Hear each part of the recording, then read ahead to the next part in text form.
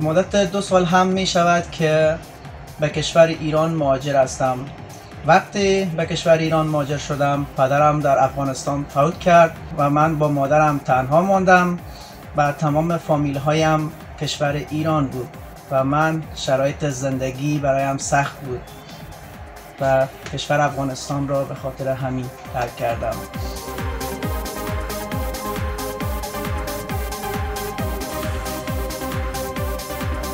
پلان‌های بعدی من درباره فوتبال فری استایلم این است که من فیلم‌هایی دارم می‌سازم که باید ثبت رکوردهای گینس شود و بزرگترین آرزویم در زندگیم انتخابم تیم ملی است.